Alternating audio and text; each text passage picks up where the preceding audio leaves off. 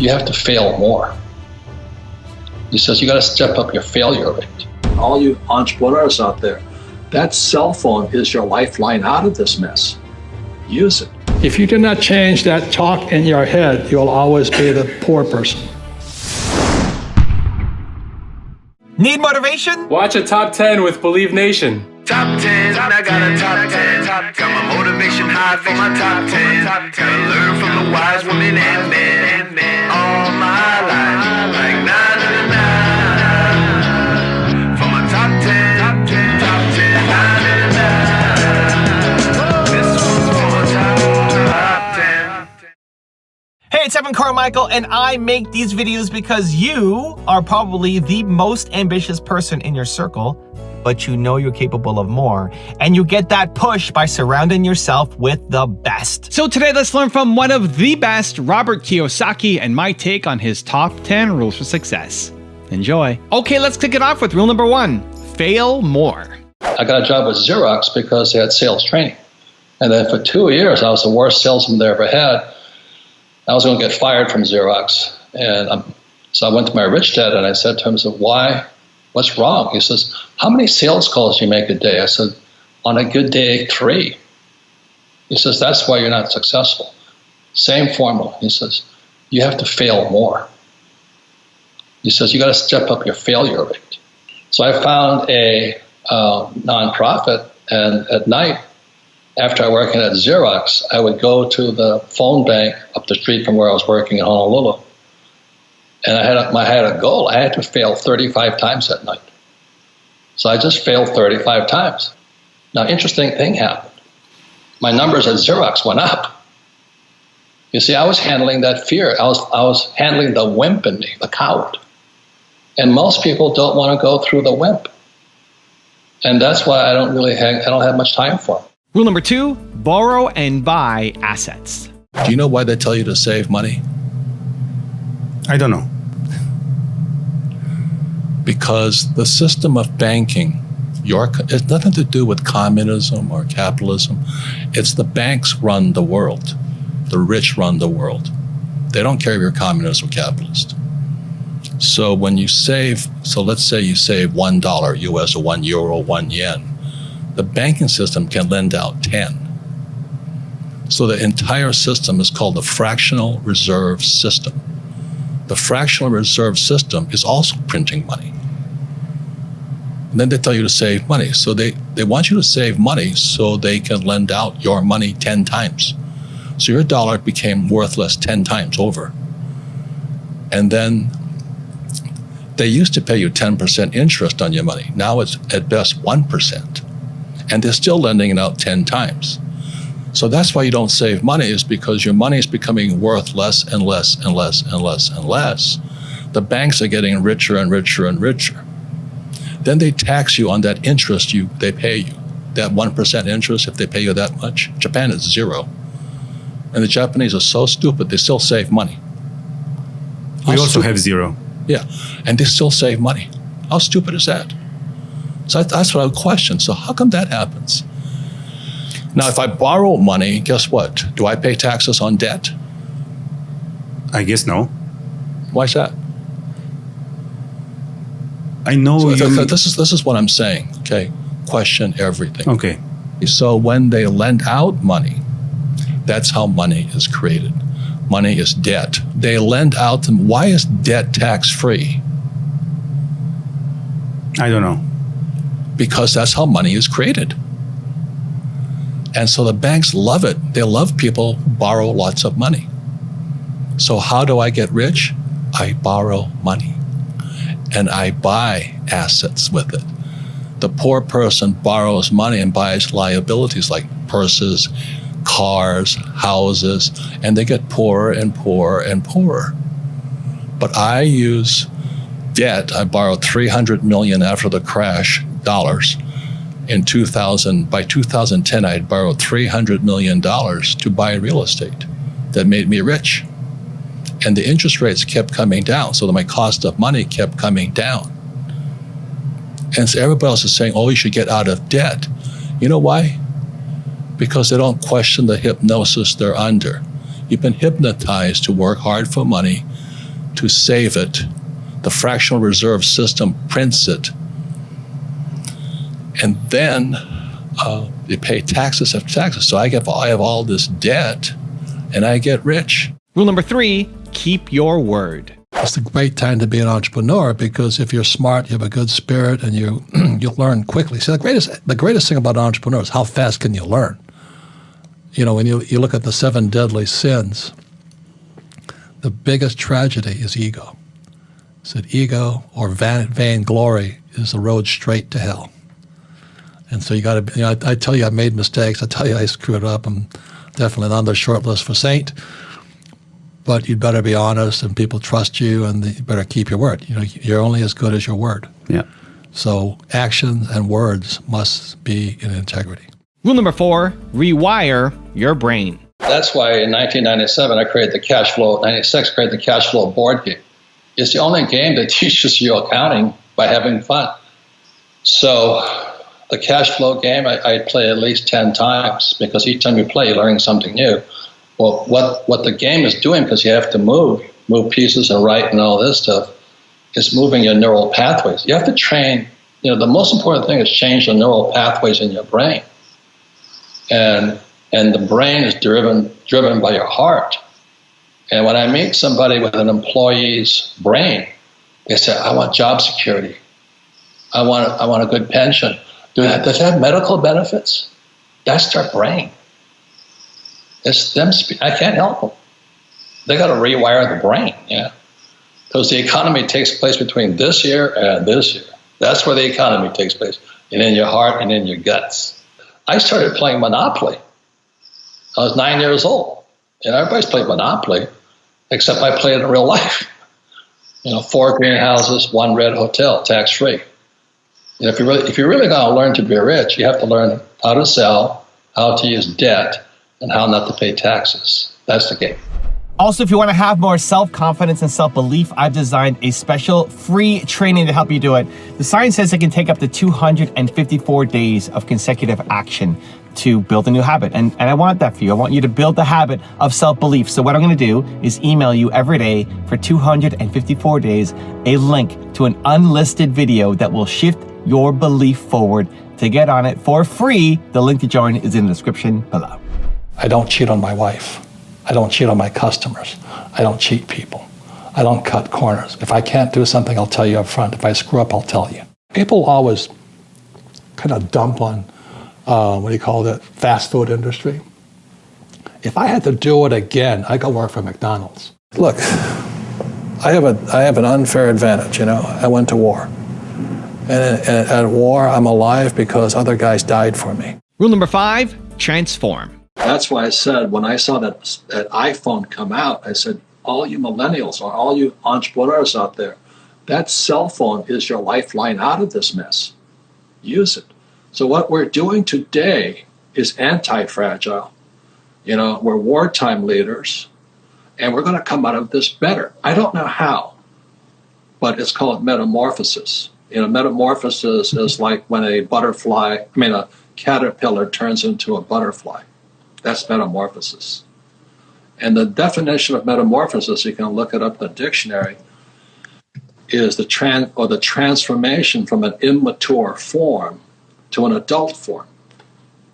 Immature form to adult form. In other words, grow up. So for some of us, this crisis will grow up. We'll come out of it anti-fragile. We'll come out stronger. And that's why I've been watching my tweets. I say, the best teachers are on YouTube, not in school. Because most school teachers, and this is what Jordan Peterson is saying, he said, Jordan Peterson's being attacked by his own school teachers because they are pussies. They're all these guys, and they tenure, they need job security, they need protection. The world's a terrible place. Capitalists are crooks, and all this stuff. And it's a free country. You can listen to those guys if you want, or you can listen to Patrick McDavid. So your thing on the military leader versus the peacetime leader was prescient. It was one of the most important lessons everybody should look at. They have to ask yourself today, am I going to be a military leader and come out of this anti-fragile and stronger, better, healthier, or am I going to be crushed by what Fuller called grunge, the gross universal cash heist. Rule number 6, focus on infinite returns. I encourage anybody listening to this or any entrepreneur, get to the point where you don't need money. It's called the infinite return. And that's my next book coming out next year. Yeah. When you get to the point where you don't need money, you're home free. You'll never need money. You don't care. You can always put a deal together. You can always create an asset out of nothing. You know, it's like, I don't know what else. It's the power of God-given power. So like I said, when I write a book, I'm selling 50 copies, 50 licenses day one. And let's say I get 10,000 a license. How much is that? 50 times 10,000. Is it 500,000? 50 times 10,000? Yeah. That, yeah, 500,000. Yeah. So I'm in the black immediately. What does it cost me? Maybe 10,000 to write a book? Do you know? So I'm in the black. The same thing if I trade a stock. I would buy a stock at $1, it goes up to 10, and I sell. So I have all free trading stock. I have no money in it. That's what Buffett's doing. They're all infinite return guys. Sure. You have no money into the deal. And you can do it with anything. Rule number 7, question things. Today, if people complain, I don't make enough money in Romania. Well, you have a cell phone. You can make money all over the world. You can make money in dollars, yen, zlotnik, pesos. It's just limited thinking. If a person doesn't change what's inside their head, the actual thoughts running their brain, which are words, they'll never change. So the change begins when you question. Go to school, get a job, work hard, pay taxes, save money, get out of debt, and invest in the stock market. Until you question that one, nothing changes. Rule number 8, use tax breaks. There's 3 kinds of income. Okay? There's ordinary, portfolio, passive. So when you say to some poor kid, go to school, get a job, they're working for ordinary income, the highest tax income in the world. I don't work for ordinary income. I don't want a paycheck. Okay? Passive income is generally what happens when you invest in the stock market. I mean, portfolio income. So they say, well, I bought Tesla at 100, it went up to 200, I sold it, so I made $100. That's portfolio income. That's taxed at the next higher level. So when I have passive income, it's tax-free.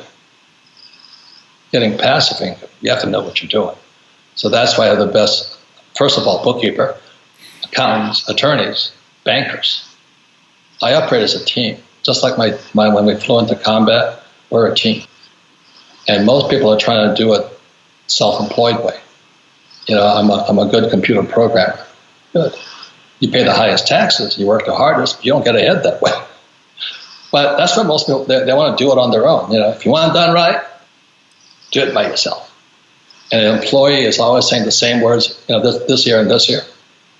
I'm looking for a safe, secure job with benefits and a paycheck and a pension. You got that? That's what they're looking for. So if I have a job, I'll help them. And a self-employed person says, how are you doing? I'm the best. Good, I'll hire the best. But the government's going to penalize you for that because you're working for a blended income, but it's more passive income. It's actually ordinary income, but you pay the highest taxes. The tax law are nothing but incentives, not punishments.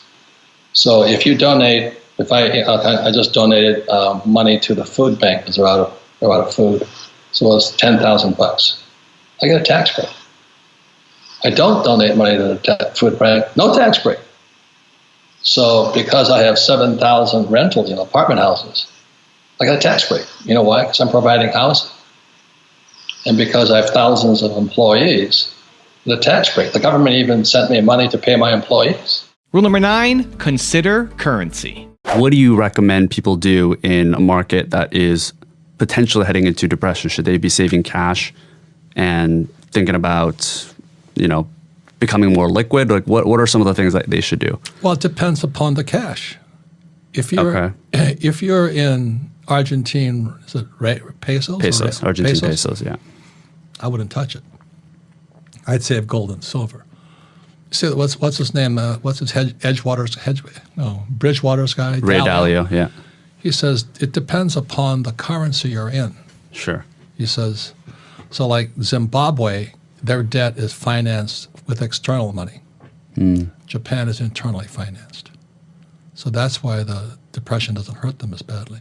So you have to learn so much about that. So I own millions and millions and millions and millions and millions in gold because I started buying gold in 1973 when it was illegal for Americans to own gold. And I like gold and silver because there's no counterparty risk. There's no other party to it. Gold and silver are God's money. So people say, well, it's not a good investment. I said, yeah, but I sleep at night. What's that worth? You know? Sure. So I don't care if the dollar is corrupt, the U.S. dollar is corrupt, but it's the strongest currency in a horrible currency world. Yeah. So if you're U.S., save dollars. You're in Argentina, don't save gold. Right. Save Bitcoin. You think Bitcoin would be? I mean Bitcoin's got its problems too. But Sure. I'm saying, so when you say save money, you got to say what currency? Yeah, what currency? And rule number 10, the last one before some very special bonus clips, is understand the game. The very guys that went to the schools, the best schools, created these fake assets to make themselves and the 6 major banks richer than ever before. They produced sugar highs of immediate profits, but separated those taking the risk from those who would bear the consequences. So the way out of it is for financial education. And you can do it. Everybody can do it, but you have to understand the game. After 1971, this is what happens to people who save money. The purchasing power of the dollar is going down because they're printing money. And our school teachers, these fake teachers, again, they're good people. Well, these financial planners still tell you to save money. Well, why would you save money when these guys are printing it faster than you could ever save it? That's bad teaching, bad financial advice, horrible. So he says, and then the second thing, they tell you to save money and invest for the long term in the stock market. This guy is saying, are you nuts? This is Stockman. He was Reagan's budget director. He is a real teacher. He was there. This is the whole stock market is rigged for the rich. Again, it's a casino, and a casino is depends upon all these losers coming in, so those at the top can win. So the losers started coming in right around here, 1974. It was a thing called the 401k. They needed more losers to enter the market. And what do the financial planners tell you? Save money and invest for the long term in the stock market. They needed people to come in here and push this up. Again, it's a casino like Las Vegas. A lot of losers walk in, winners walk out with the money. That's the game. Now again was Glass-Steagall. They organize hedge funds that turn owning a stock into a minute, 2-minute bet rather than invest for the long term. It's a casino. We don't know when, but it will come down. Then all those guys, those 401ks, toast. That's why the Rich Dad Company was formed. That's why I catch so much hell saying savers are losers, you know. Why invest for the long term in the stock market when it's a casino? My concern is the old guys like me are sitting there with their retirement plans, which are broke. You know, the California retirement system is broke. Hawaii retirement system is broke. Chicago's retirement system is broke. And if and when this baby comes down, my generation is toast. The way out is through real financial education.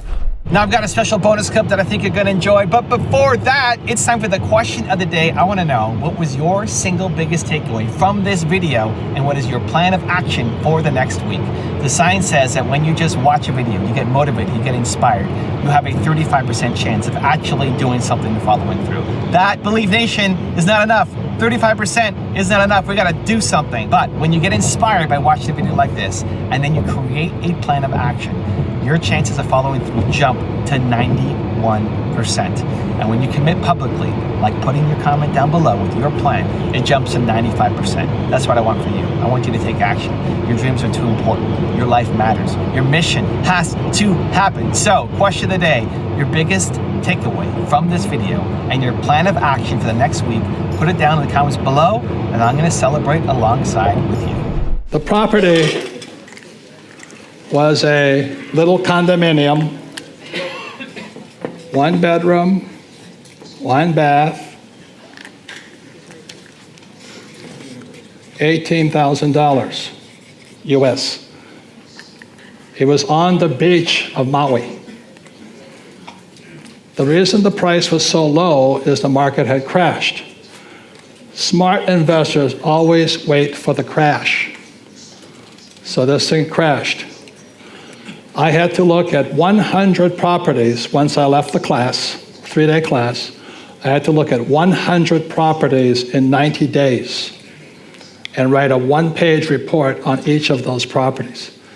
As my instructor said to me when I left that 3-day class, I was 26 years old.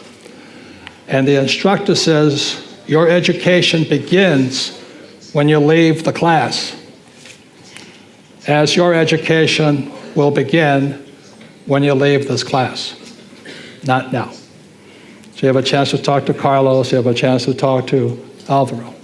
Talk to them, find out, learn. Doesn't cost you any money. Change your ideas. So with this here, the instructor said I had to buy the investment for zero money. Okay? Zero money. Most people will tell you, I can't invest because I don't have money. That's a loser. Please understand this. This was 1974. The dollar had just gone off the gold standard. Everything was coming up fast. So I had to figure out how to buy it for zero. And the reason I say that is most poor people, like Padre Pobre, always says, I can't afford it. I know some of you right now are saying, well, I can't afford it. I don't have time. I have children. I have a job. I have bills to pay. And it is those excuses that keep you poor. If you do not change that talk in your head, you'll always be the poor person. I just think about the economy, business, world affairs. I want to. My job is to make complex financial systems simple enough so the average person can understand it. That is extremely difficult because most people are brainwashed when it comes to money. Go to school, get a job, work hard, pay your taxes, save money, get out of debt, buy a house, and invest in the stock market. Everybody who follows that program has been brainwashed. I don't even care about money. I make a lot of money because I understand the system. I would never go to school, get a job, work hard, save money, get out of debt, buy a house, and invest in the stock market. I do everything exactly opposite. You wake up tomorrow morning, let's have some fun with this. You wake up tomorrow morning and you're on the street and you have nothing. You don't have a single contact in your network. All you have is the knowledge and experience that you've had throughout your career. How do you build up from there? Well, I've been there many times. So it's no big deal. You just figure out what's needed and wanted and you go do it. You know, people always kind of dump on, fast food industry. If I had to do it again, I'd go work for McDonald's. And the reason I go work for McDonald's, whether it's $7 an hour or 15, I don't really care. I don't really like McDonald's food, but they have the best business systems in the world. How else can a company take virtually non-college educated people and build a fast food industry across the world? And they have the best system. So right inside little McDonald's, you can learn everything you need to learn about business except for the management side of it. So I just go work at McDonald's so I can learn even more. So I look at life as learning. I'm constantly learning. I'm reading constantly, studying constantly. I spend most of my time with entrepreneurs. I don't spend my time with people who complain about the economy. So nothing will really change. I just go back to being an entrepreneur. If you want to stay small, be the smartest guy on the block. And that's why most accountants, most attorneys, most doctors never get rich. It's because they're too narrow. They're experts in toenail removal or something, you know what I mean? Or my attorney, that poor guy is an A student, but he knows jack about outside of that. Whereas I flunked out of high school twice because I can't write. It's irony that I'm a writer today. But the reason I'm pretty good is because in the military, we're taught to be generalists, not specialists. So when I sit down with my team, I have accountants, I have attorneys, I have media guys, I have IT guys, I have graphic designers and all this. So I operate as a team since I don't know anything. So in actuality, being a great entrepreneur means I could be the laziest guy and I can know the least. But I have to have a very smart team with just a ring finger around me. So because I was never smart, I had respect for people who are smart. And a lot of times I meet A students and they think they're the smartest guys on planet Earth. And that lack of respect is what keeps them small. And that's what most corporate guys want to do. Stay small, you gotta climb that corporate ladder, you gotta beat the other guy to win the job, and it's all that stuff. It's not the way an entrepreneur really works. It's corporate. It's school system. You gotta beat out for the grades, you gotta have the best grades. I don't have to be the best, but I have to hang out with the best. Well, the thing is, you see, when people, economies go up, economies go down, we might go into a depression worldwide. Like I said, France is in very big trouble. Germany's okay. England's in big trouble. China's in trouble. So if we go we go to a worldwide depression, and it might take 10 years, to come out of it. But during these times, this is the best time. I have made more money in the last 3 years than ever before in my life. I bought five golf courses last year out of bank. That's impressive. Yeah. Well, the bank. Courses. Yeah, Donald bought 10. They're giving them away. No one told me. Yeah, but you have to know how to operate them. You have to be an entrepreneur. Yeah. So the banks just call you up and they say that there was 5 golf courses and 1 hotel. In the States? In Arizona, yeah, golf mecca, And this Japanese company had it, and they asked me if I wanted to buy it about 5 years ago for $260 million. And I said, doesn't make sense. It doesn't make sense at $260 million. So they told me I didn't know what I was doing. They said, okay, bye. And then 1 year ago, this summer, the Citibank called up and says, you want those golf courses? And they gave me the money to buy them. One of the things I stress here at Rich Dad, which I didn't do for much of the time, was because once Kim and I had enough money, the question is, what do you do next? And if Kim and I had continued to work for money, I think I would have died. So when Kim retired, she was 37 and I was 47. But just as we said with Vante, it's one of your primary objectives, especially today, is when do you plan to retire? Because, the idea of having a job and waiting for your 401k or your stock market to save you, I think you're going to be sadly disappointed, because what I'm foreseeing is a massive crash coming. It's going to wipe out a lot of people. And I'm coming out with a new book called Who Stole My Pension? And all these guys who think their pension is safe, I think Wall Street has other ideas on their pension here. So when I say to young people like you guys, I said, plan your retirement the day you start working. When do you escape from the rat race? That's the cash flow game there. I only became an entrepreneur because it was the greatest challenge I could take on as far as my personal education, personal development. Yeah. And it wasn't to make money, and as I said, my first business was a nylon and Velcro surfer wallet business, and the mistake I made, I was successful. And we grew internationally so fast, I just couldn't finance my success. And so I started borrowing money, and which was good. I started to learn how to raise capital. I learned how to negotiating, and the reason I was in Korea fighting Taekwondo was I was out there negotiating anyway for production, because we were manufacturing in Hawaii where the cost of manufacturing was too high. Sure. So I had to fly to Korea and Taiwan to negotiate manufacturing. I tell you, man, you're not stupid until you're negotiating against Koreans and Taiwanese, man. Those guys had me coming and going up one side and down the other. But that's what I did it for. Yeah. Do you know what I mean? It's to learn. And to learn to finance, learn how to factor, how to ship and then factor my inventory and all this stuff. And I learned so much as I was going broke, successfully going broke. And so when I explain to young people, that's what I did it for. That's how you get smarter.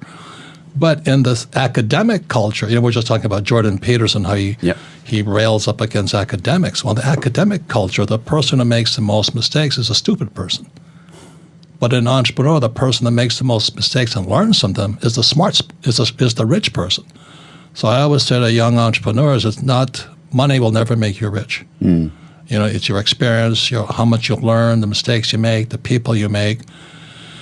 And although there's horrible experiences, they're all good experiences if you learn from them. Sure. And that's the attitudinal difference of an entrepreneur. Most guys are small business guys, they're not entrepreneurs. You know, they open a pizza shop to make money and they get stuck in that pizza shop forever. You know, well, that's not me. And the subject of entrepreneur is a massive subject. So you got a drug dealer peddling drugs is also an entrepreneur, as is Jeff Bezos, running the biggest product-pushing company in the whole world. They're both entrepreneurs. But the gap between the drug dealer and Bezos, massive. So when I speak to young people, I say, what kind of entrepreneur do you want to be? And if you're just here to make money, since you can do that, but it's not exciting. Entrepreneurs have one thing in common. They keep going. They'll change the rules. They'll reinvent the rules. You know, they don't just take one answer.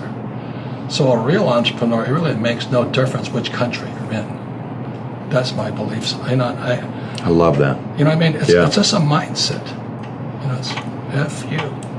You mess with me, I'll find a way around it. You know, I have a friend, he's multi-family rich guy from France. And, you know, France is as communistic as it gets. 75% top line for $1 million earners. Yeah, but that's why he lives here. So he started buying vineyards in Napa and Sonoma. So he went back to the French government and says, it's his wine. He says, I want to ship my wine in bulk to California. And the government says, you can't do that. So this is the French government saying you can't ship it. And here's the guy, I think he's 5 generations, you know, French wine guy. This guy is an entrepreneur. He says, okay, I can't ship it in barrels. The guy goes, yeah. He says, okay, I'll ship it in bottles. So he bottled all of his stuff. It cost him more money, but he still figured out how to creativity. Do you know what I mean? And now he has his wine with his California wine and all this. And so he went back to the French government and said, try this, see if it's not better. And so now they're all confused because he didn't break any rules. So I'll say it again. Entrepreneur is a mindset first, a skill set, and rules. And depending upon whether you're an employee or a small business, the rules are different. The mindsets are different. The skill sets are different. What's your philosophy when it comes to human resources? How do you get the right people? And then how do you keep the right people? It's the most important part of business. You know, that's why I went to military school. Then I was a Marine Corps. The reason why when I talk to military veterans, you probably have the most important skill of all, because all we're trained to do, whether you're a general or a private, you're taught to be leaders. It is a number one skill of an entrepreneur is people skills and leadership skills. And unfortunately, most people don't have it coming into. So when I do my talks to veterans and all this stuff, I really want to encourage them, you know, because they're pretty depressed because they can't get it, you know, they're a Walmart greeter, which is a good job. But they're afraid to take the leap into entrepreneurship. So, but military guys, I don't care what branch of service, just by the indoctrination process and the survival rate, whether you go to combat or not, is that you learn leadership skills, people skills. You've got to have that. You know, whether you're a team of one, you still have to deal with your customers, and the good customers, bad customers, lawsuits, taxes, government regulations, and all this. They're all people skills.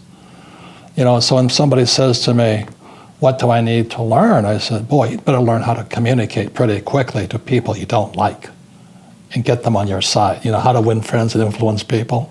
Basic book. The number one skill of an entrepreneur is people skills. Well, most successful entrepreneurs have gone bust, right? Yeah. You know, Henry Ford, an old-time entrepreneur, he went bust 5 times.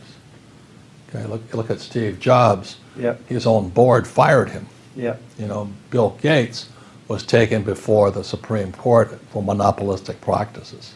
Right. Even my friend Donald Trump went down $1 billion. Yeah. I only went down $1 million. So the average person is so afraid of those losses, they never get ahead. because at school they teach you if you make a mistake or if you fail, you're a failure. But that's not real life. A baby learns to walk by standing up and falling down, standing up and falling down. And our school system punishes you for making mistakes. That's why my poor dad, an academic, was so unsuccessful. He was terrified of making mistakes. Well, as we know, there's fewer and fewer jobs. You know, American corporations say they're hiring, but they're not hiring in America, they're hiring overseas. But more than that is that the reason I endorse network marketing is most people are addicted to the paycheck. And the paycheck is one of the most sinister plots ever pulled upon a human being. If you need a paycheck, you've sold your soul. You know, you sold your body, your mind, your spirit, and your emotions. You sit there in fear of losing your job, or can I get a raise, or, you know, will I get promoted? I mean, and then why would you do that? Another thing about the reason we endorse network marketing, we don't think of it as a network marketing, we think of it as entrepreneur development. Because if you need a paycheck, this is not your business. You know, we build businesses. So sometimes when Kim and I do a deal, we may not receive a paycheck for 5-6 years. You know, and so these guys come, oh, am I gonna get rich quick? You know, and some people do, I don't know if you do or not, but that is an employee, get rich, loser mindset. And so the thing that network marketing does is really kind of cure you of that loser paycheck, get rich quick mentality and actually build a business. You know, we build businesses, and that's how we're rich, but we didn't get rich quick, and I don't need a paycheck, and I never want a paycheck. So that's kind of a revolutionary thought to most people up there who went to school to get good grades and get a job, you know, and then you get a high-paying job, and the higher-paying job, you pay higher taxes, and you wonder why you never get ahead. That's because you went to school to get a job and a paycheck. You've got to get away from the paycheck, and sometimes it might take 2-3 years to get away from that. And that's what network marketing teaches people. It's an entrepreneur's mindset, it's an entrepreneur's spirit, not a loser employee, I need a paycheck mentality. I'm trying to explain to you, when they tell you get out of debt, that's because the money is debt. And the only way money gets out of debt is via taxes. So all the people who work for money, you read Rich Dad, Poor Dad, what's lesson number 1? Rich people don't work for money. Correct. Money is debt. I use debt as money. And everybody thinks getting in debt is bad. Well, who told you that? I think the stock market is for losers. Why would you put money in the stock market when it's manipulated? That's what I think about. So I'm always watching the manipulation going on behind the scenes. That's what my brain is focusing on all the time. And I don't pay taxes. The question is, how is it I don't pay taxes? And I can tell you. That's an important question, because most Romanians and most people in the United States cheat on their taxes because they hate taxes so much. But you don't have to cheat on taxes if you understood how money was working. You think Donald Trump pays taxes? No. Nobody has seen his tax returns. Yeah, I know him. He's my friend. We don't pay taxes. That's the question. How is it we do that? That's an intelligent question. The reason you can't ask me this question because you don't know how I do it. That's what I'm thinking about. I'm constantly thinking about how do I make money? How do I serve more people? How do I create new businesses, make more money, and pay less taxes and serve more people? I am very shy. Very, very shy. You know, I came back from Vietnam and I could kill people, but I couldn't talk to people. And one day I said to when I decided to follow my rich dad's footsteps, I just said to him, I want to be an entrepreneur. He says, you got one problem. I said, what's that? I said, you're shy. I said, what's wrong with being shy? He says, you got to sell. You got to handle rejection. Number 1 skill. Can you handle rejection? Answer is no, I couldn't handle it. So I said, I still want to learn how to sell. So this was in 1973, I was 25 years old. And my rich dad said, how's your love life? I said, it sucks. He said, you getting laid? I said, no. He says, because you can't sell.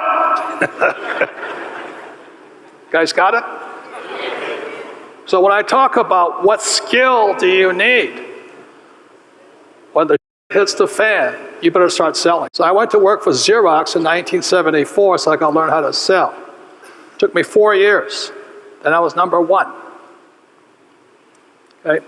And today I'm a best-selling author. You know, most PhDs tell me I can't write. Yes, I said I can't write, but I can sell. If you can't sell, you don't make money, period. End of statement. You know, just because you have a product doesn't mean jack. But the important thing is you start. You know, I don't care what product you start with, but you start. You know, I started off with nylon wallets. Success wiped me out. You know, we couldn't sell, all of a sudden it took off. Then I couldn't finance because the sales kept going through the roof. Now, trouble is I kept borrowing and I couldn't sustain the sales. Next lesson. But that's how we learn. Okay? You know, I don't know if you saw me on Patrick Ben-David. You know, that guy's a genius, man. I love working with him. He's smart, yeah. Yeah. Oh, he's smart. I used to work with Tony Robbins, and he has that quickness of brain. Yep. I'm a little Hawaiian, I'm a little slower. But anyway, he goes, I told him, I said, you know, during the agrarian age, the church was the center. So every small town had a church. So it was very spiritual, and that was the culture. We shifted to the industrial age, and then weaponry came up. So we could now kill. You know, it went from swords to guns to machine guns to rockets to drones, you know. So during the industrial age, they started building statues to war heroes. So that was, you know, as a Marine, they have the Marines raising the flag on Iwo Jima, and they have Robert E. Lee and Grant. And so everybody respected war heroes and stuff like that. Now, they're tearing down Robert E. Lee and Grant and all these guys because America is now worshiping the victim. Victim mentality. The victim mentality. And that's what I said on Patrick Bet-David. And a couple of my friends called me and said, you're an asshole. And I said, well, you're entitled to your opinion, but I've been called better, you know, and stuff like this. But I said, we're raising victims. Our schools are pumping out victims.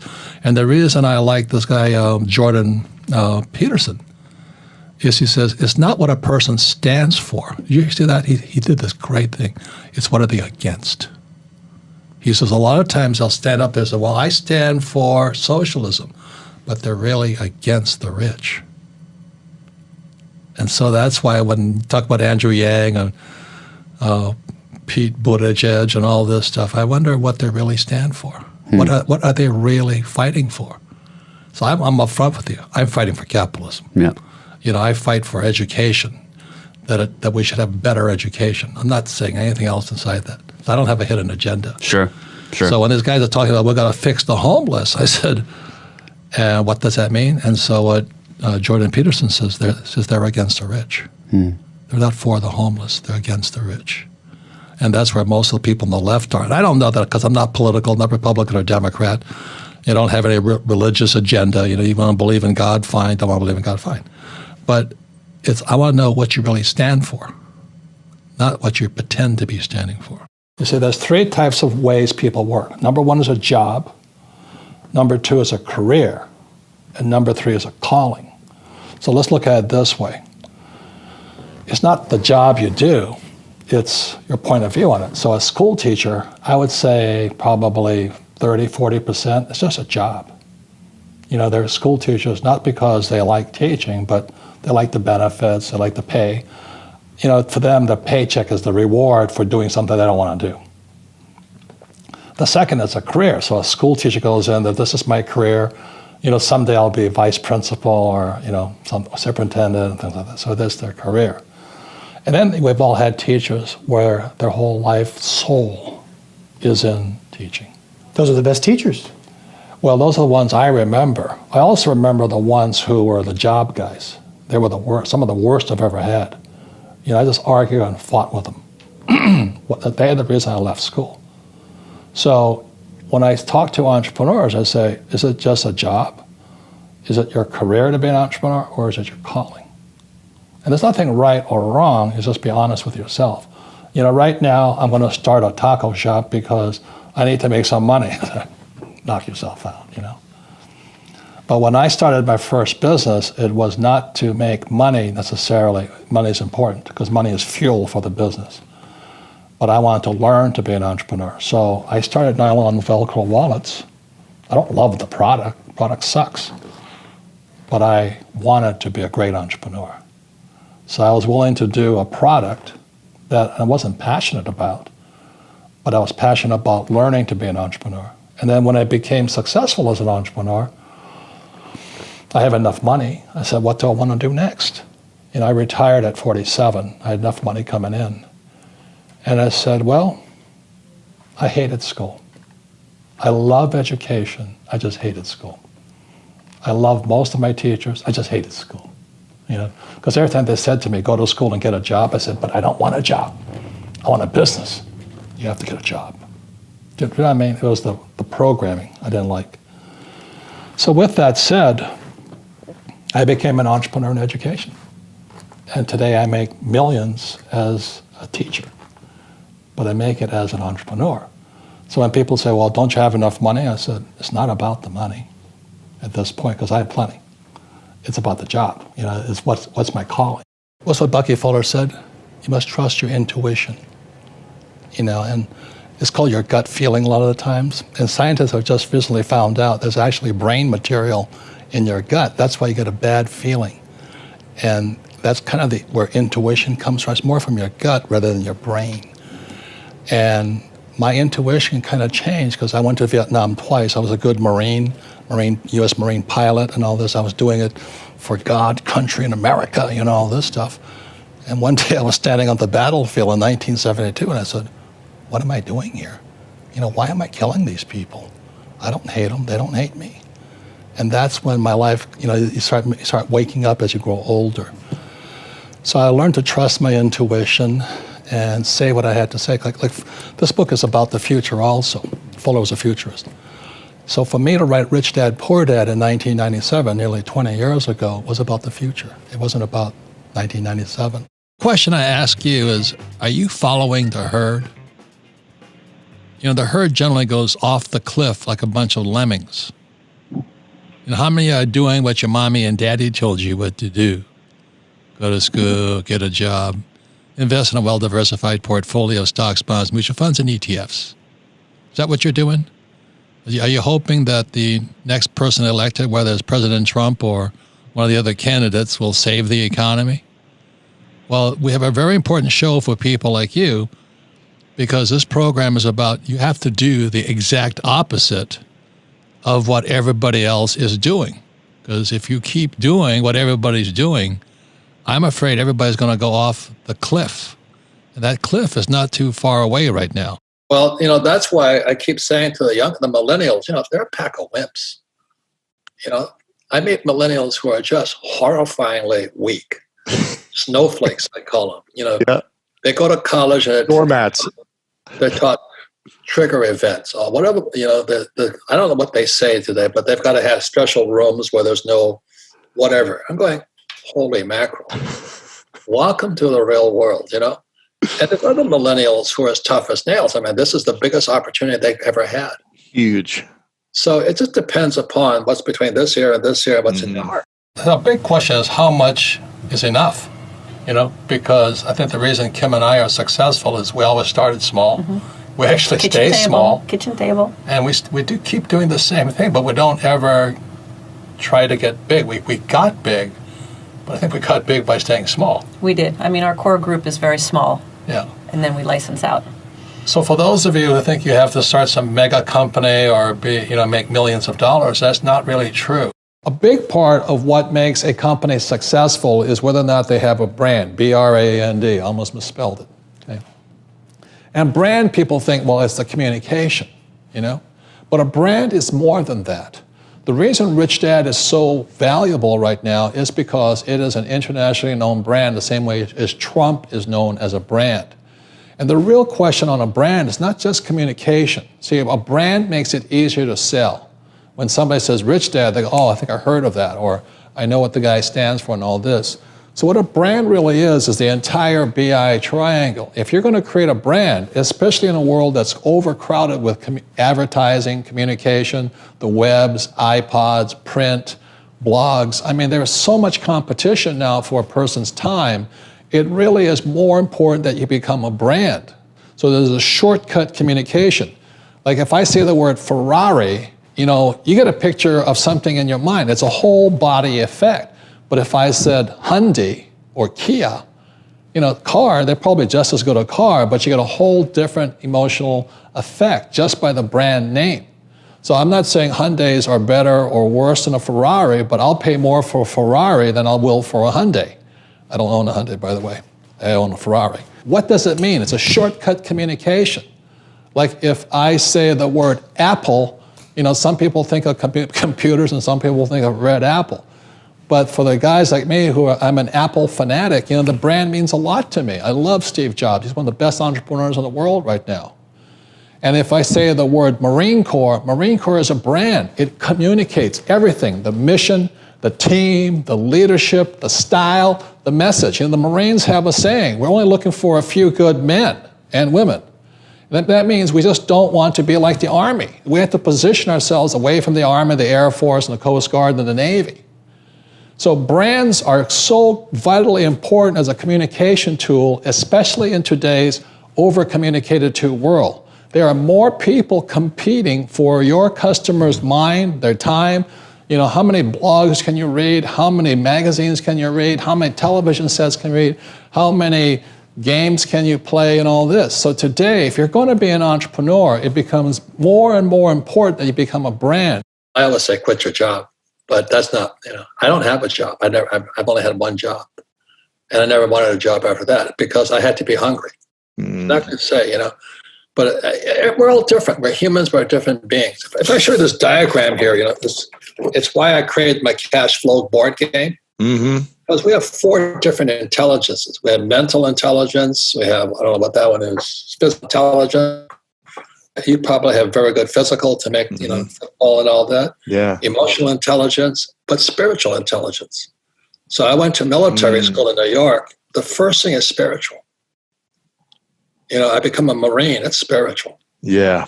You know what I mean? Because you're putting your life on the frickin' line. Yeah. So Nassim Taleb, wrote the book, The Black Swan. He also wrote Anti-Fragile. He says there's 3 kinds of people in the world. There's fragile, and that's what our school systems are putting out. Fragile, wimpy, snowflakes. And that's your choice. You want to be that way? Have a good life. Mm-hmm. The second type is that, so a fragile is like a champagne flute. Yep. You hit it shatters. Then the second one is called robust. And a robust person is like the rock. You can pound on them, dump on them. Yeah. They take it. But that's all they do. They take it. And then anti-fragile is somebody like you where they pound the crap out of you and you get smarter and better because of it. Mm-hmm. So I love Nassim Taleb. A lot of people call him Dr. Doom.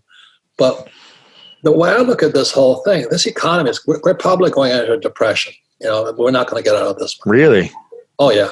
And so the thing is this good for you or bad for you? I'm looking forward to it. The last crash was 2008. And I made more money in 2008 than in my whole life. So this one here, 2020? I'm going to get even richer.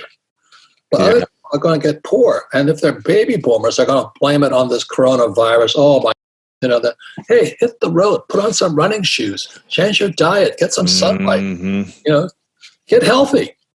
Don't be a wimp. But, oh, no, I'm so afraid of dying. I'm going, you're already dead. You don't even know it yet. In the Marine Corps, we used to call them corpse people. Right. Corpse, not core, yeah. A corpseman. No, a corpseman. A corpseman is a person who's dead but doesn't know it.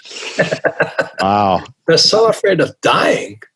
They're already dead. Yeah. It's about taking action, taking control of your life, taking control of your health, your finances, everything. This is the best time to be alive right now.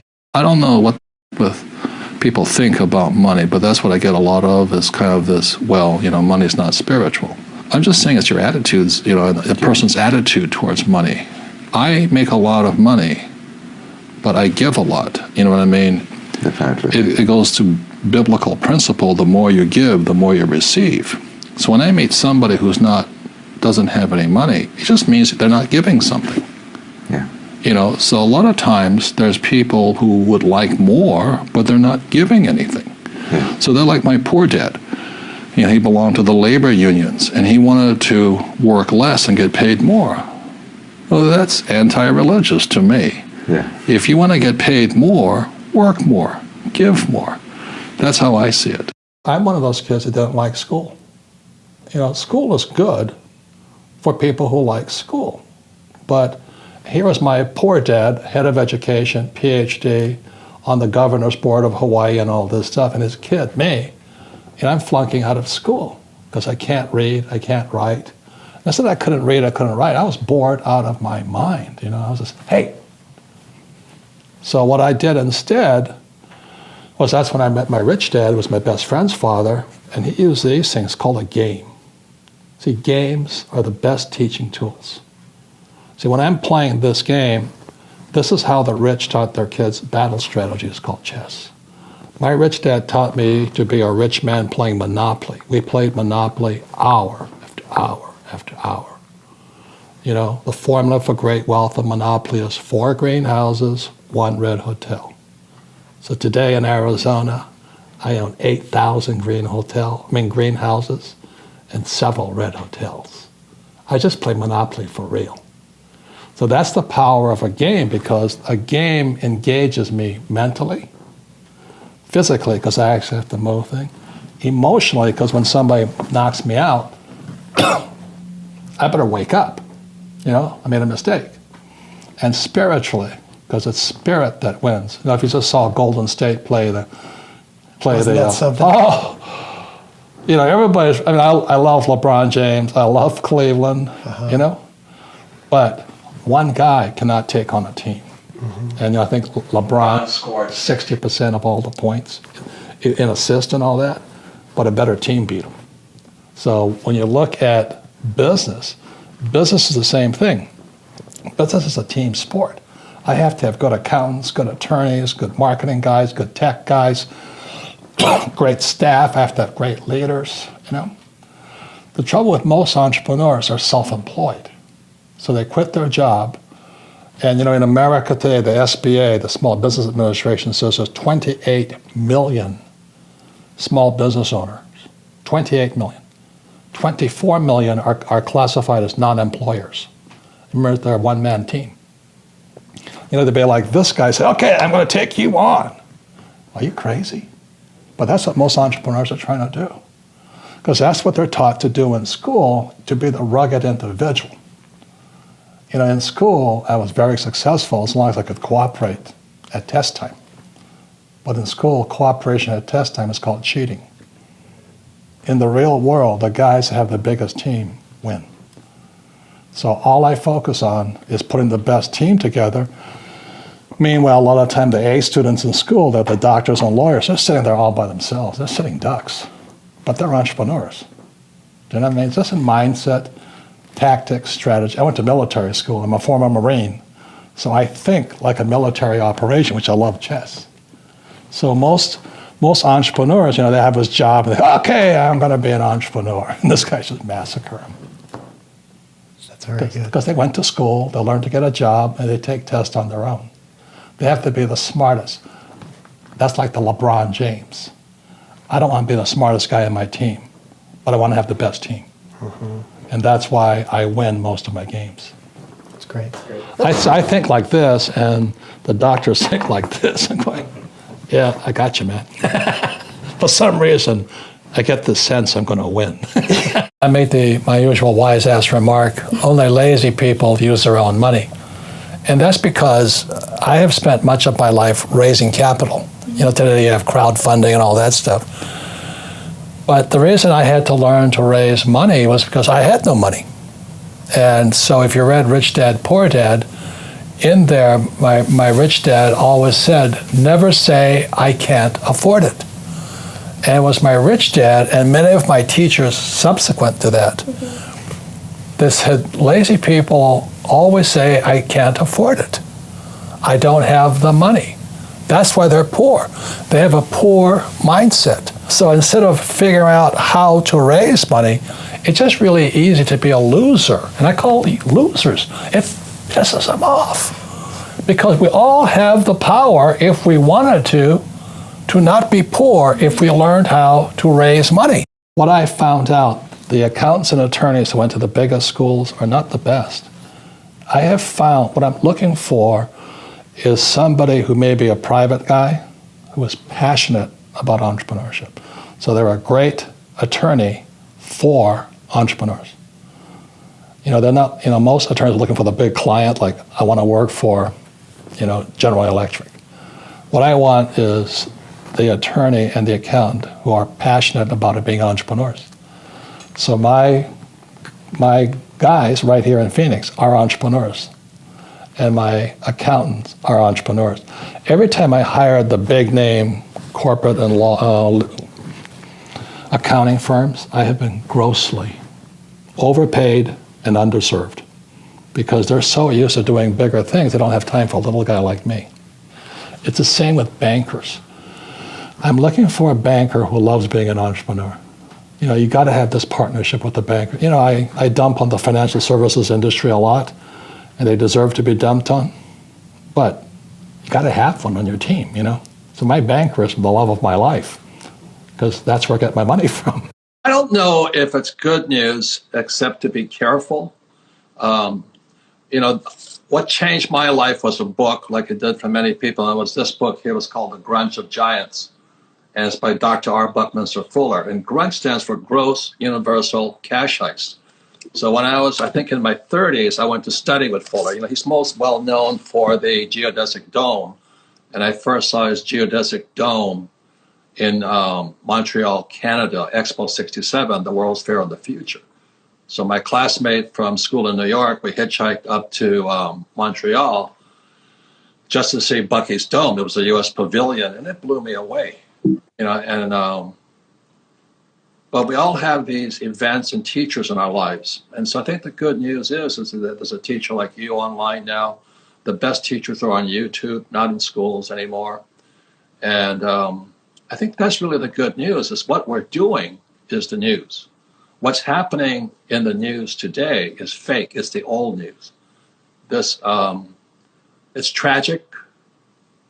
This coronavirus, I don't know if it's real. I mean, the virus is real, but the media terrorism is frightening. So I've already been warned many times to stay in my lane. Don't go into medicine. Don't go into this virus. Stay teaching people with my little cash flow game. I'm talking about stay small or we'll stomp on you.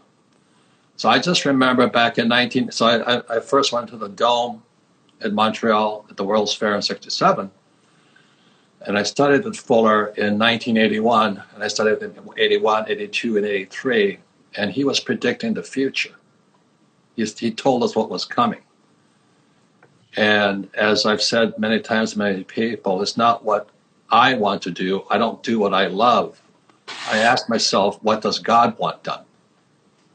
And what God wants done is real education, in my opinion, and it's financial education. And there is no real financial education in our school systems, and that's not a mistake. So that was in 81 and 83. I couldn't take it anymore. I read Grunge of Giants, and I understood it because my rich dad kept saying, somebody's messing with us. And then every time you say that, you're a tin hat guy, you're an aluminum hat, you're a conspirator, you're a spaceship, you're an alien guy, and I'm just saying, no, I'm an entrepreneur. At the time, I was in rock and roll.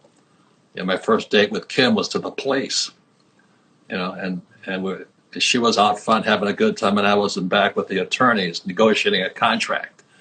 So I'm not really a rock and roller, but I'm an entrepreneur. And at that time, I said, what does God want done? Not what I want to do. I love rock and roll.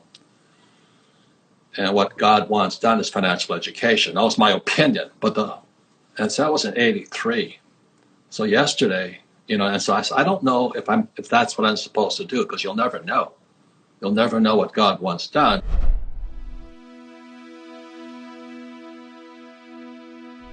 If you want more top 10 videos, they're not on this channel anymore. I have a dedicated channel just for it. Go check it out. The link is right there next to me. Continue to believe, and I'll see you there.